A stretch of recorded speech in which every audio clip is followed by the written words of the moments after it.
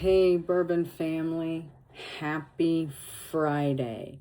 Welcome back to Whiskey Phoenix, where smooth is optional and fire is mandatory. We are continuing on with my top 10 countdown of 2025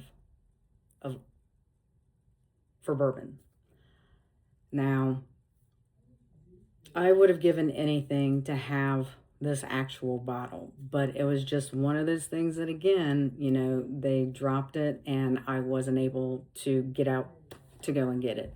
But thankfully, my good friend Ajay, who's here in Southwest Ohio and part of the bourbon community here locally, was nice enough to give me a handshake of this particular bottle.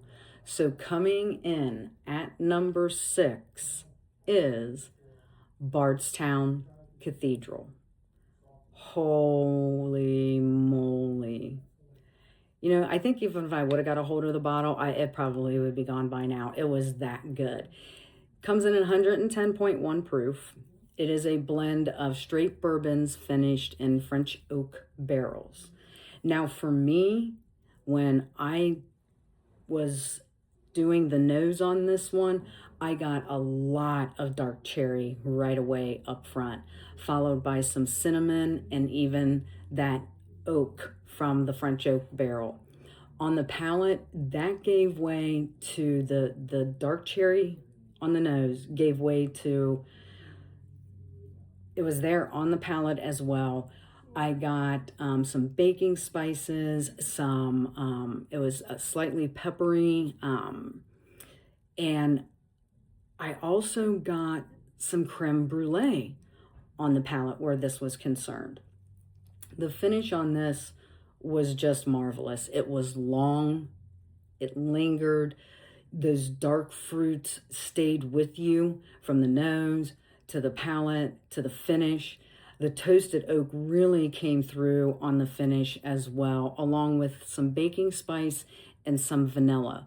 This was just an absolutely, for me, fantastic bottle of bourbon. I think Bardstown completely knocked this out of the park, to be honest. I was very thankful that, Ajay was willing to give me a handshake of it, since they only bottle it, if my memory serves me correctly, they only bottle it in the 375 milliliter, not the 750.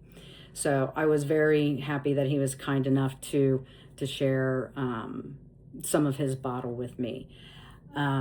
This one was hard. I was trying to, be fair in my rankings, because, I did come across some other ones, obviously, with it coming in at number 6 that I felt were better.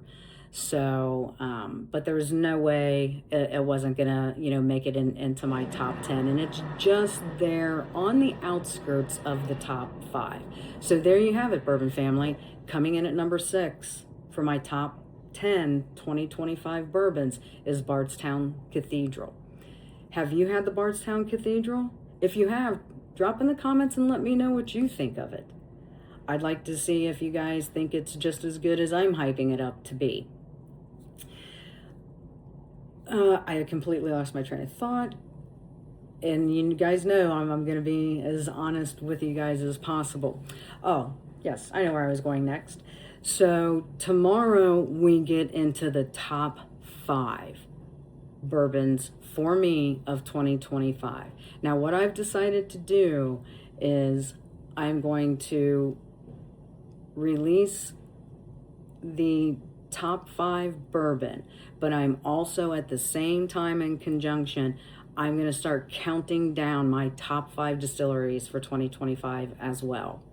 I feel it's just better to put them in conjunction with one another than to record separate videos. However, I'm always open for suggestions. If you guys would like to see the top 5 for the bourbon and then another short video for my number 5 distillery of 2025, again, feel free to drop it in the comments. I'm always open to your guys' suggestions.